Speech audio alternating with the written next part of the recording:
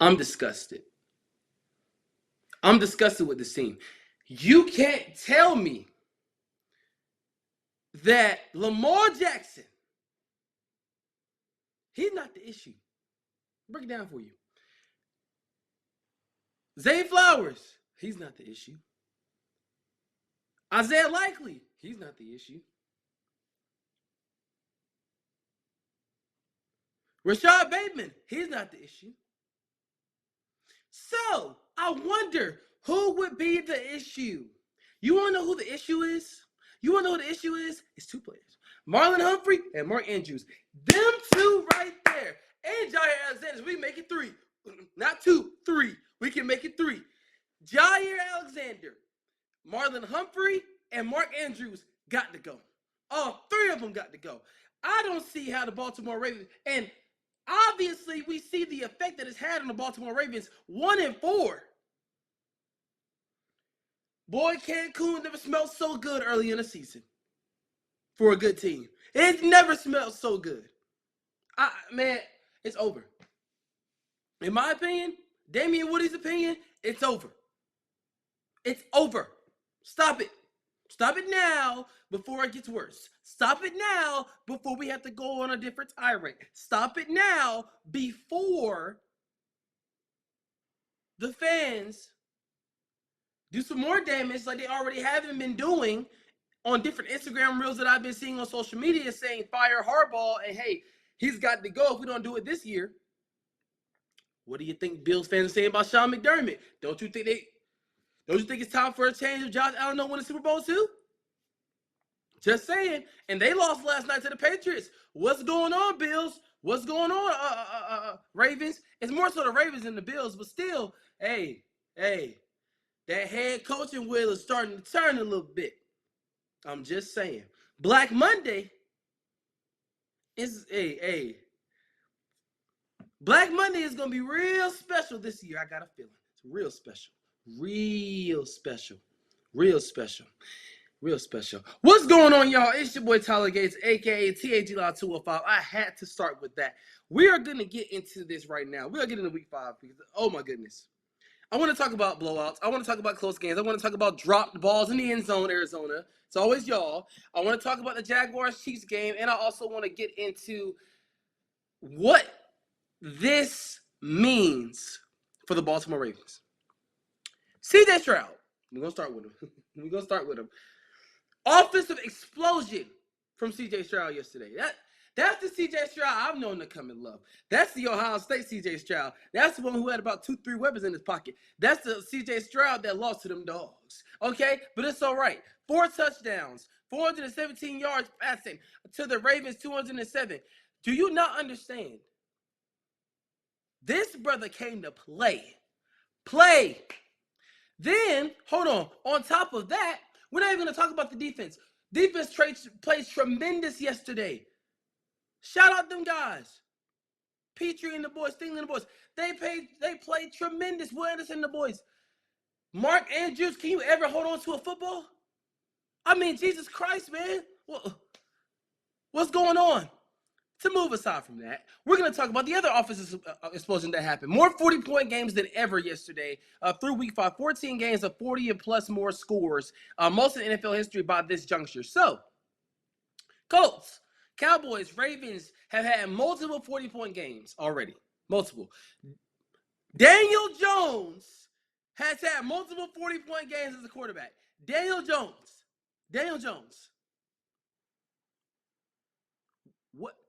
What world are we living in? What world are we living in? The Bucs, you know what? Why can't I root for all of these teams to go against the Buccaneers, the Panthers, and the Saints?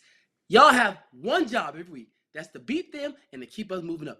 One job. That's all you got to do is just help out the Falcons. Y'all don't want to help out Atlanta? Come on, man. The Bucs found a way to do it again. It's Mayfield and Ibuka. Hey, Chris Godwin, Mike Evans, I'm sorry. Y'all might have to start, y'all might want to think about hanging it up.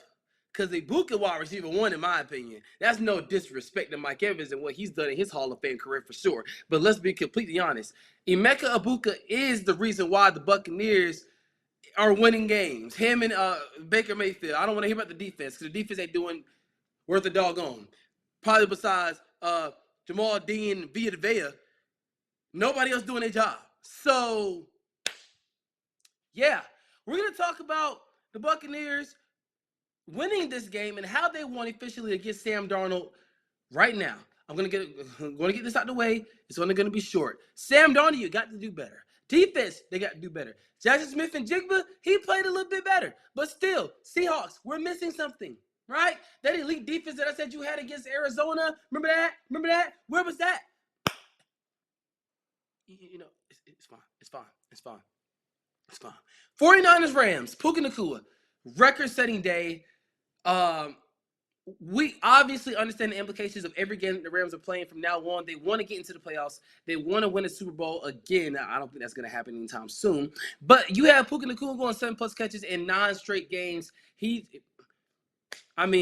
right. This kind of consistency through week 5, and I got it right here on my stats, it's definitely eye-opening. You want to talk about shifted rankings and perceptions. The Rams are definitely in that conversation. But the Chiefs, Seahawks, and Buccaneers, they're going to continue to climb, but I do see Tampa Bay once again sliding, just like the Ravens. I see them sliding a little bit. The Eagles, they got to get it together. We all know the issues. We're not even going to talk about that. But the debate question I have for all of this is offense winning this league in 2025. I'm going to repeat it. Is offense winning in 2025? Yes. Yes. Defenses are getting exposed, okay? Like, with the exception of probably about 2 or 3.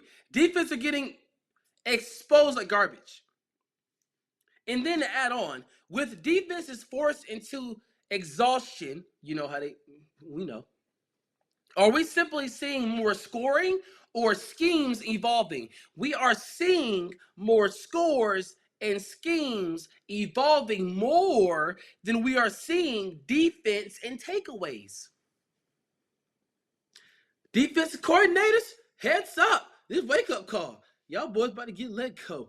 I just said at the beginning of the video, Black Monday is going to be so special this season. It's going to be so special. It's going to be so, I can't wait. I'm telling you, somebody get fired. And I got a good, I know Kellen Moore not getting fired, and I would love for the Saints. You know, I would love that. Yes, they got their first win, and I know I'm not going to talk about it like that. Okay, I understand that they got their first win. Spencer Rattler played good. I understand that Kellen Moore celebrated a good game. He called a great game, actually, but even then, the Saints still not going to win anything, which moves me to my other question. Which teams from here on out need to be feared and which are going to fade? Giants, I wanted you to be a feared team with Jackson Dart. I understand, you may not have the offensive components, but hey, I wanted y'all to be feared. You lost Malik Neighbors. Let's get Jalen Hyde the ball. You know what I mean? He should be wide receiver 1 or 2, in my opinion. I want you guys to be more feared, especially with that defense you got. You got Spider-Man over there and Brian Burns. You got Abdul Carter. You have the components, Paulson Adebo. You have literally so many pieces on defense. So many. Sexy Dexy, do something. I want to see the Eagles work this thing out and try to get back to the NFC Championship game. They need to be feared. But they're fading. They're fading. Ravens, they're fading. Texans, they're starting to come back up. But the one team who needs to be feared is doggone Atlanta Falcons. Yes, I'm being biased. Because don't let us start winning games consistently. You know what I mean? Remember Matt Ryan's MVP season? Yeah, I see it coming. I'm not saying that Michael Penix is going MVP, but you get my drift in terms of the wins that we had. You get my drift, right? Punchlines, right? I'm going to get into these punchlines for Monday Night Football. And I created this punchline based off of what I've seen from Jacksonville so far in Kansas City. In all of this chaos, one thing is for certain. Possessions are precious, turnovers deadly, and tonight's Monday Night Football is another test of identity. Oh, I rhymed with that, didn't I? I said possessions are precious, turnovers are deadly, and tonight's Monday Night Football game is another test of identity. Oh, give me my... Come on now. Come on now. I want people to look at the Chiefs and Jaguars game as a game to be remembered this season. I want the Jaguars to obviously win this game because I feel like they're going to. But I want Kansas City to show some fight, man. I mean, don't get me wrong. I would love for the Jaguars to blow out the Chiefs. Look, I'm on them a little bit. But where's the help going to come from? We can't depend on Jordan Lewis and Travis Hunter to cover everybody. I need Cisco to get involved. I need Wingard to get involved. I need Trayvon Walker to do his job on the front line. I need Josh Hines Allen to get at least two or three sacks tonight. I need to see the defense helping out Trevor Lawrence, but I need to see Brian Thomas Jr. get a couple balls thrown to him in the air one-on-one. I don't think Trip McDuffie can guard him. Definitely, come on now. You know what I mean? Come on now. And then to end it off, I want to talk about how the Jaguars can stop Mahomes. All you got to do is get him outside the pocket. Yes, he looks fast. He's not. All you got to do is get him outside the pocket. My predictions, I got the Jaguars +3 favored. I have them +3. Okay? This is not a toss-up. +3, Jaguars winning over the Kansas City Chiefs. That's that over-under. I don't really get into that, but you guys know. The Chiefs and the Saints can't stand them. Can't stand them. If the Jaguars force 2 or plus, if they can get an interception, a strip sack fumble, and then maybe a pick 6 on the side, they're winning this game. Their defense is going to win them the game, not the offense. Not as much as we want to say Travis Hunter and Brian Thomas and then Travis Etienne and then Bixby. It ain't going to work like that. The defense needs to step up. Jordan Lewis needs to stop crying and step up, okay?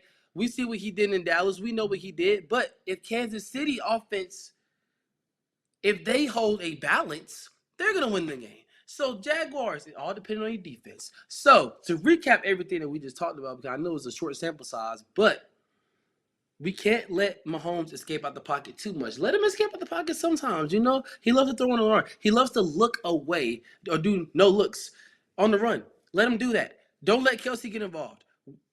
We'll let Pacheco beat us. That's what the Jaguars' mindset should be. We'll let Pacheco beat us. We're not going to let Mahomes to Kelsey happen. We're not going to let Mahomes to Worthy happen. We can let Pacheco beat us. Fine. I'm cool with that. If they lose off the running game, I'm cool with that. We ain't getting beat on the top. Just not happening. Just not happening. So, to recap, obviously we know what happened with the Ravens. Are they going to get back in it? Because I think they're done. The Panthers, are they actually going to make a playoff run? Like, what? Is Dak an MVP candidate? Absolutely not. But people definitely want to say that. Stats-wise, they may say yes. But look at what it's measuring up to this season in terms of offense, right? The defenses are being they're being sucked in. It's like no defense is being played. Defensive ratings suck. We had to find a mechanism to stop offenses, certain teams. We have to. So what is that going to be? We don't know, but we're coming up on it. We're coming up on it. We have to see what is going to help out these teams. Y'all stay live, y'all. I got more videos coming. Obviously, I might go live today. I might have a special guest, so stay tuned later on today.